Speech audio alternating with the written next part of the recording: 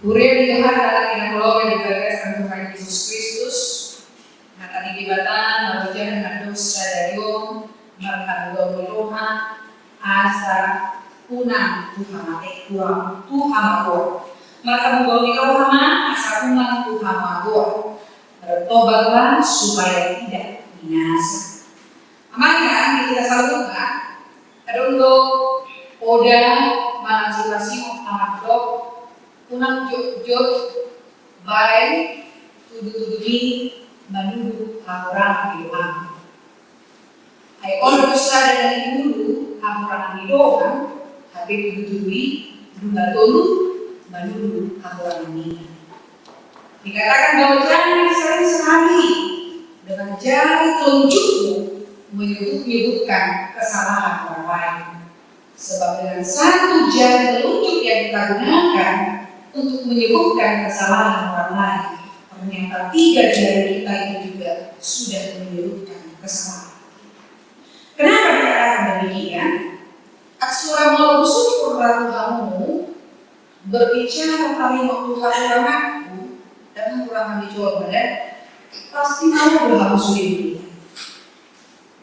Ya, mau ada kamu berjuang ulanganku. Orang mau dibangku siapa sendiri namanya bisa 1.500 menasahkan diri pada orang itu. Soalnya mau suku maju mau dibaat dan maju, abu maju, hakuranmu meradikon. Mau duit, ada masa belum nanti semua ini. Mau diberikan kesempatan untuk 100 orang menilai 1 orang, maka penilaian itu akan begitu baik. Tapi ketika diberikan 1 kesempatan untuk kepada 1 orang menilai dirinya kepada 100 objek, kepada 100 orang yang ada berdiri di depannya, pasti dia sulit untuk mengutarakan tentang kesalahannya. Bisa saja barangkali lebih banyak berbicara tentang kebaikannya. Betul atau tidak? Maka tidak ayal sering sekali mulai dalam hukum Indonesia jujur dan diri hukum berlapis.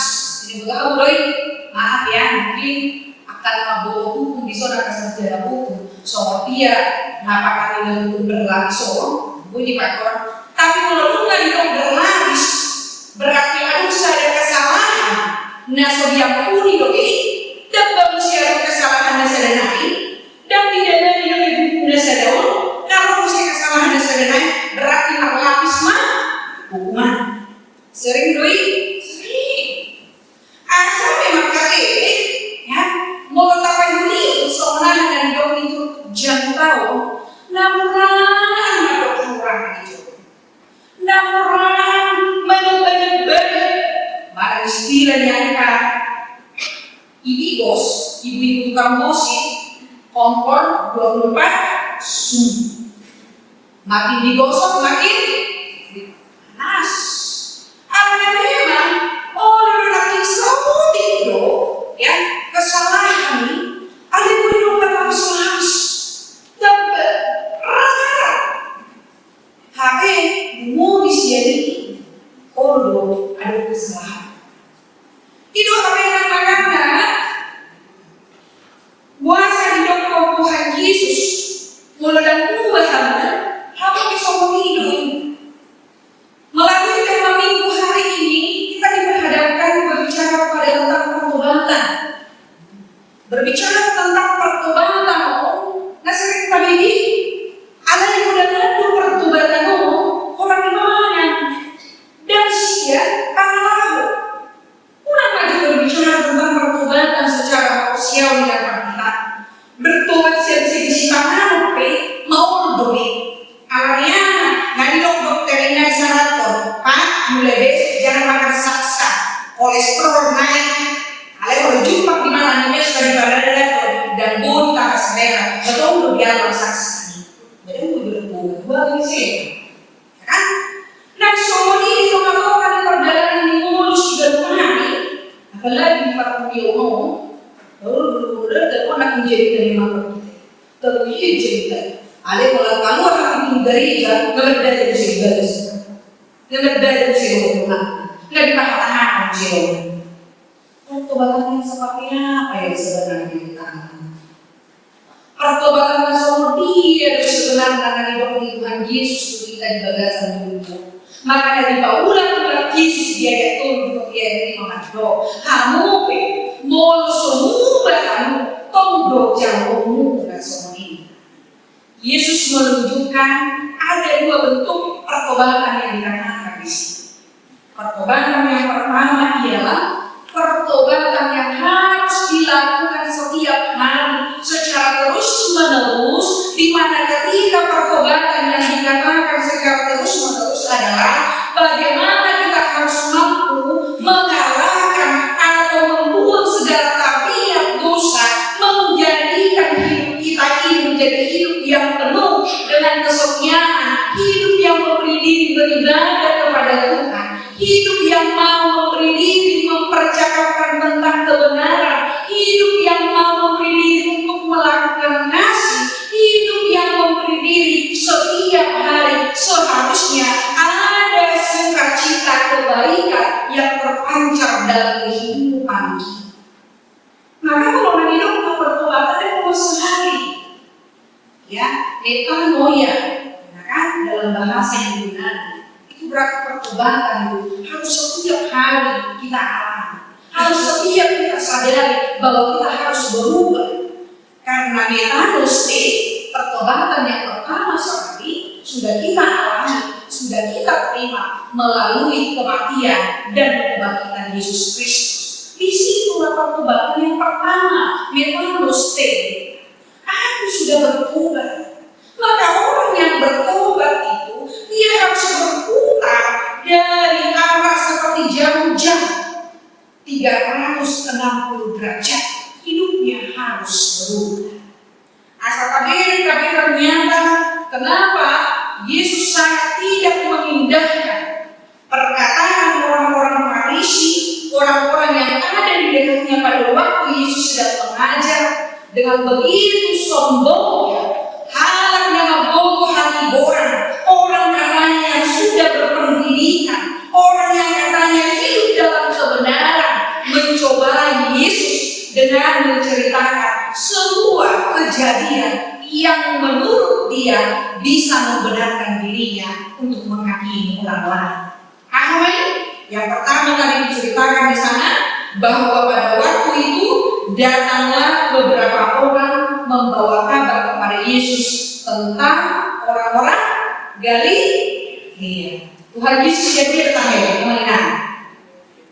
Siang buat Galilea, turun ke Nazaret. Berarti Yesus itu adalah orang Galilea. Coba bayangkan, kita berbicara dengan seseorang pengajar, lalu kita menceritakan tentang hal yang buruk yang sebenarnya adalah dari tempat, dari kota di mana dia berada. Bukankah itu sesuatu yang mencoba kita bagaimana menurut dia tentang hal itu? Sering terjadi, sering. Lalu sifatnya Roman dia ada resmi atau di batu dustru jorma, tapi nama betul diri berarti kan dalam kan? Ya, ada orang bilang sih ada bukan semua orang kan? Tapi jadi sini begitu. Ya, lihat coba. Apa yang mereka katakan di sana? Mereka mencoba mengatakan kepada Yesus bahwa memang betapa tragisnya kejadian itu ketika orang-orang Galilea, ketika mereka sedang menyampaikan korban persembahan yang baik kudus Allah, lalu prajurit atau tentara-tentara Romawi yang pada waktu itu disuruh oleh Pilatus untuk membunuh mereka secara brutal, secara sadis di baik kudus itu, sehingga dikatakan darah orang-orang Galilea ini tercampur dengan darah korban persembahan mereka yang seharusnya disampaikan kepada Allah pada waktu itu. Menurut catatan sejarah dikatakan bahwa orang-orang Galilea ini adalah pengikut daripada salah satu kelompok yang bernama kelompok Yudas yang tidak tidak disebutkan dia apa posisinya, tapi yang jelas itu bukan Yudas Iskariot, salah satu kelompok yang menentang tentang pajak dan kekerasan politik dalam kekaisaran Romawi pada waktu itu. Nah, karena hal ini, menurut orang-orang yang menyampaikan kepada Yesus ini, karena ketidaktundukan mereka kepada Pilatus, karena mereka tidak mau diatur oleh kekaisaran Romawi, maka kematian yang begitu sadis yang dialami orang-orang Galilea yang di dalam Bait Kudus ini adalah menjadi sebuah hukuman yang datangnya daripada Allah karena sebuah bentuk kesalahan yang mereka perbuat kepada Pilatus. Coba ya kamu, ya, orang yang tidak bersalah sudah dianiaya, lalu ketika dibawa lagi ke penghakiman atau ketika hal ini lagi disampaikan lagi dengan begitu sangat tragis dan berbanding dengan fakta yang sebenarnya. Ini akan pengertian Allah bersifatkan semua ini, mau diri sudah kesempatan menilai kesalahan masalah, usaha cuma berbuat tindakan yang tidak baik katakanlah amoral. Nakina ala menakorohi kesalahannya, orang berlapis-lapis nasaboho, kebenaran manusia, dan parisadang mudah lebih dihormati kan, habis baru ditakut kan, ya kan? Sering sekali terjadi dalam kehidupan ini seperti ini. Dan seakan-akan mau mengatakan sering sekali kita terjebak dalam pemahaman ketika orang yang mengalami masalah, ketika orang yang mendapatkan hukuman, ketika orang yang mengalami sakit penyakit yang begitu lama atau bencana-bencana dalam hidupnya, mungkin ketika dia itu pernah melakukan kesalahan kepada kita, sering doa iman di bawah Tuhan itu kan, dan lainnya dua loh dijaga semua lain. Ya, ingat Tuhan membiarkan, mengizinkan atau memberi kesempatan atau membuat keadaan hidup seseorang, apakah itu dengan sakit penyakit, apakah mungkin ada penderitaan yang lain, apakah ekonomi yang turun atau anak-anak yang belum berhasil, bukan itu sebuah bentuk hukuman, bukanlah itu sebuah bencana yang didatangkan oleh Allah untuk mengutuki kehidupannya, tidak. Atau bahkan kalau ada dua orang sampai mati karena sakit, tapi dia tetap setia untuk Tuhan, dia tetap setia untuk bertobat, jangan katakan karena dosanya, karena persoalan dosa manusia tidak ada perbedaan dalam hidup kita untuk menghakimi seberapa besar dosa dan kesalahan orang lain dalam hidup. Jadi hati-hati, lah usul kita kasihan di PI, unang dokter, iman, alami haupangan dari dua, dan juga terkena tujuan ini. Maka aku dokter, nantinya tapi terus kembali hidup kami, dok kembali kami, asalkan kasumah sunan jauh anak kosong umuli doi, tani mau di bawah daripada dibagi dua susah di dulu. Ino itu hari makin dan dibagi doni, asal mana tidak deh, kok mana dimana pakai ini dibakar dalam masjid.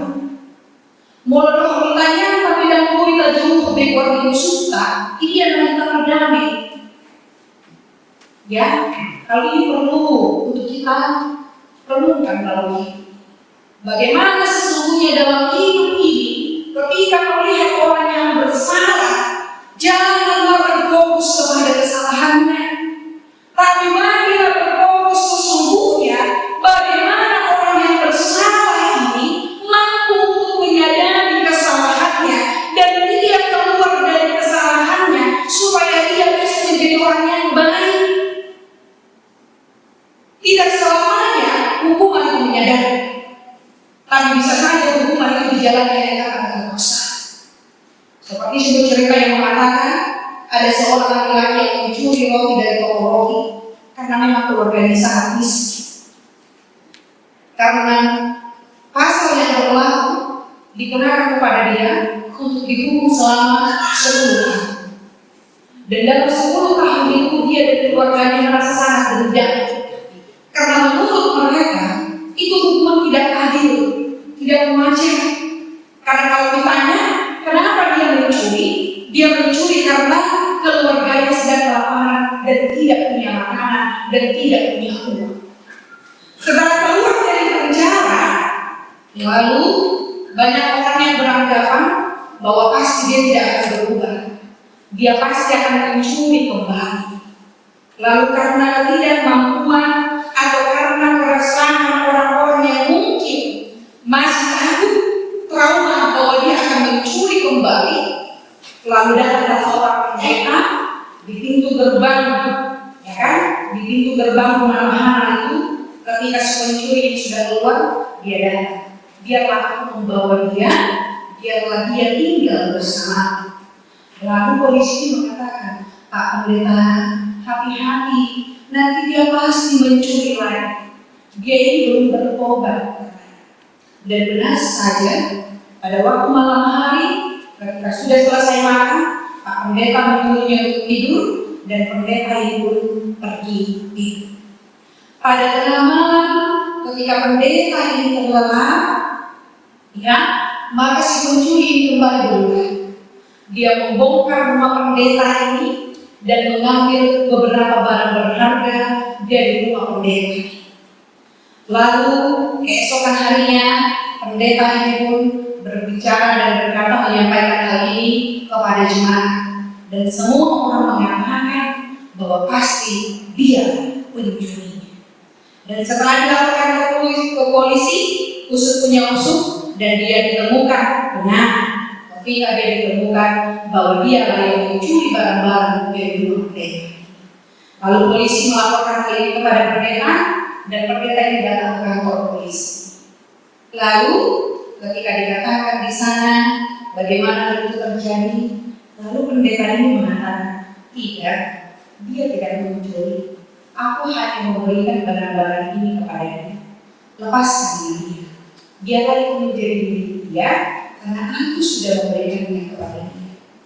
Lalu ketika si pencuri ini keluar bersama dengan pendeta ini, si pencuri ini berkata, Bapak Pendeta, kenapa Bapak tidak membiarkan aku untuk dipenjara? Aku kan sudah mencuri, aku sudah mengambil barang Bapak. Benar. Dan biarlah engkau menyadari bahwa lewat emas yang kau ambil dari rumahmu itu, aku menebus engkau dari penjara ini supaya engkau tidak dihukum kembali. Sekarang katakan kepadaku, apa yang harus kulakukan untukmu supaya engkau tidak mencuri lagi? Lalu si pendeta ini memberikan sebuah setapak tanah dan mengajar dia untuk bertani dan bagaimana mengolah makanan. Pada akhirnya pencuri ini tidak kembali mencuri roti, tapi membeli roti untuk banyak orang. Jemaat yang dikasihi Tuhan kita Yesus Kristus, mana lebih baik menghukum orang yang bersalah atau mengajak dia kepada kebenaran? Jangan berfokus kepada kesalahan orang lain. Kalau kita berfokus kepada kesalahan orang lain, sama seperti apa yang dikatakan oleh Yesus Kristus. Ketika orang-orang itu berkata bahwa orang-orang Galilea mati secara brutal, lalu Yesus mengatakan, apakah juga demikian ketika ada 18 orang yang mati di menara Siloam, apakah ini juga menjadi sebuah hukuman dari Allah? Amalinan jemaat yang dikasihi Tuhan kita Yesus Kristus, ingat, Tuhan memberikan matahari yang sama, bulan yang sama, hujan yang sama kepada orang yang baik dan orang yang jahat. Tuhan tidak pernah membeda-bedakan berkat yang Dia berikan kepada orang yang baik dan orang yang jahat. Kapasitas kita sebagai orang yang percaya di dalam dunia ini sebagai murid Kristus bukanlah mengambil wewenang Allah untuk menghakimi orang yang bersalah di tengah-tengah dunia. Ingat, besar kecil kesalahan manusia, biarlah dia mengadukannya kepada Tuhan yang Maha Pengampun. Sonanya dari syukur, ia total dosa di hadapan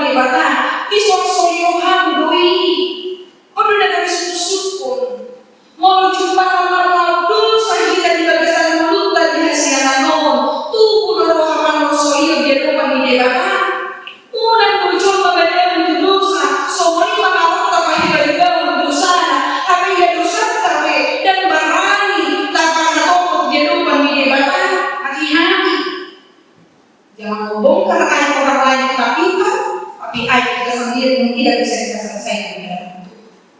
Karena itu jemaat yang dikasihi Tuhan kita Yesus Kristus, ya, bagaimana firman ini berbicara kepada kita, ya, seperti yang dikatakan tadi dalam Yesaya 55 ayat 1 sampai ayat 9, ya, temuilah Tuhan selama Dia masih berkenan untuk ditemui. Datanglah kepada Tuhan. Dalam lanjutan teks ini, Yesus menggambarkan berbicara tentang pohon ara yang tidak berbuah. Ingat, kalau ternyata pada hari ini firman ini juga berkata bahwa pohon ara yang tidak berbuah itu tidak langsung ditebang, sama seperti hidup kita hari ini. Tuhan masih beri kesempatan untuk kita untuk bertobat dan kembali kepada Allah. Maka selama Allah masih berkenan untuk dijumpai, datanglah kepadanya setiap waktu. Jangan menyesal ketika pintu itu tertutup bagimu, tidak ada kata tunggu ataupun tolong jangan menggali pintu itu, Tuhan tidak akan ada lagi. Maka ambillah waktu yang ada hari ini untuk bertobat agar kita tidak mengalami penghakiman yang disebutkan oleh orang-orang lain. Artinya Yesus mau berkata, ya, nang hamatean narakunite, nang seperti perdagangan di modu di joromai, ya, dan harta nama dok Tuhan ini. Maka jangan sekali-sekali melihat penderitaan orang lain sebagai sebuah kebutuhan dalam hidup. Tapi bersyukurlah kalau anugerah yang Tuhan berikan bagi kita hari ini. Bersyukurlah kalau Tuhan masih berkenan untuk kita jumpai hari ini. Bersyukurlah kalau Tuhan mau tetap mengingatkan kita untuk bertobat setiap hari untuk memurnikan hidup kita untuk hidup kudus dan berkenan kepada Allah. Matius 26 ayat 41 mengatakan, roh memang penuh, tetapi daging memang lemah. Inilah perjuangan hidup kita saat ini. Bagaimana ternyata keinginan roh ini harus lebih menonjol dalam hidup kita. Sering sekali kita gampang terpengaruh karena emosi yang tidak terkontrol. Semangat doa ini, oh loh, enggak dapat hati itu, tapi uli jalan dia menjadikan ibadah joro. Alai silap sauti pakai ayo, tuh udah musik emosi, oh loh musik berbeda di bagasnya. Amannya karena memang darinya masih lemah. Perjuangan kita hari ini bukanlah perjuangan untuk memperoleh keselamatan atau hidup yang kekal. Itu sudah Yesus berikan kepada kita. Tetapi perjuangan hidup kita hari ini, bagaimana kita harus tetap berperan agar apa yang sudah Tuhan berikan kepada kita, jaminan hidup yang kekal itu tidak hilang. Maka pertobatan setiap hari harus terjadi dalam hidup kita. Pendamaian yang harus setiap hari dilakukan, pengakuan dosa yang harus terus-menerus dikatakan, dan menuruti firman Tuhan dan mempercayakan bagaimana mencintai firman Tuhan itu yang harus setiap hari kita lakukan, hari lepas hari, supaya bertambah-tambah indah. Ya, asal nabi madero dina tuh hal nasamu pasal bisa. Oke, ya, mari dan didokong bahwa janganlah pernah jatuh dalam lubang yang salah, ya kan? Kalau di daerah ini kan maaf serta dia sendiri nahan, ya, mau sendiri dia mau diteliti, ya. Kalau dia dua do, nak mau sendiri akan nahan lalu dulu. Alih ini dan mulai belajar dulu kan sama. Jika baru lebih cuma awal belajar dosa sarupa serta kita jadi dosa. Maka jangan lagi mau memberi diri untuk diikat oleh dosa. Orang bisa kalah, orang bisa datang kita nama doa itu Tuhan kurang menjadi. Diri tahu mana tak ajojo Tuhan Tuhan kasih Tuhan dan ini tidak masih depan.